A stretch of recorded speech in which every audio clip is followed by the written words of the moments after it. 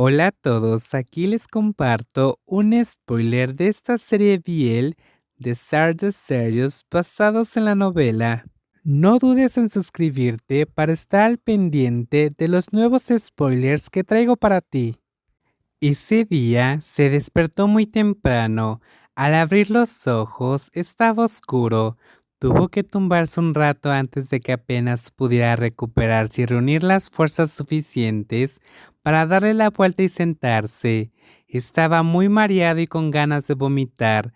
Le dolió todo el cuerpo como si lo hubiera atropellado un camión. Si los síntomas iniciales del embarazo de cada omega fueran tan graves, la población mundial se reduciría al menos a la mitad. Pensando en esto, Gao Tu, que intentaba alejarse, sonrió levemente. Después de levantarse y desayunar a toda prisa, se sentó frente al ordenador y empezó a traducir un documento comercial.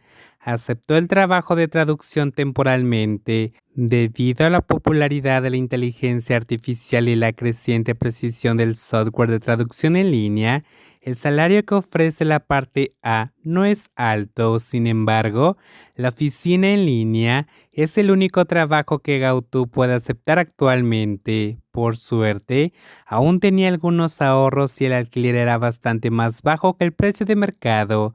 Gautu y su hermana vivieron temporalmente en un apartamento nuevo, propiedad de un antiguo vecino, así que el precio era bajo. No hace mucho, Gautu tuvo la suerte de encontrarse con un viejo amigo de regreso a su pueblo. Era el hermano del vecino de enfrente, 2 años mayor que Gautu, un alfa muy hablador con hoyuelos al sonreír. Conejito, ¿tú también vas a casa? Después de más de 10 años sin verse, no le resultó nada extraño echarlo con Gautu con familiaridad, diciéndole: eres el mismo de cuando eras niño. No has cambiado nada, te conocí a primera vista. Gao Qin tenía solo 2 años cuando dejó su pueblo. A diferencia de Gao Tu, no le causó ninguna impresión este alfa demasiado entusiasta, y sus ojos estaban llenos de vigilancia al mirarlo. ¿Quién es? El alfa, alegre y radiante, tan cálido como un traficante de personas, la señaló y preguntó: Gaukin. Antes de que Gautu pudiera hablar, Gaukin tomó la iniciativa de responder: disculpa, ¿quién eres? ¿Cómo te llamas? ¿Dónde vives? ¿Conoces a mi hermano? Lo siento, a mi hermano no se le da bien rechazar a la gente y no te conozco de nada. No te preocupes. Ante la serie de preguntas agudas de Gao Qing como petardos, el alfa sentado a su lado no se enfadó en absoluto. En cambio, sonrió con entusiasmo. Resulta ser King King. Has crecido muchísimo en un abrir y cerrar de ojos. Soy Ma Heng. Vivía frente a tu casa. Es normal que no me conozcas.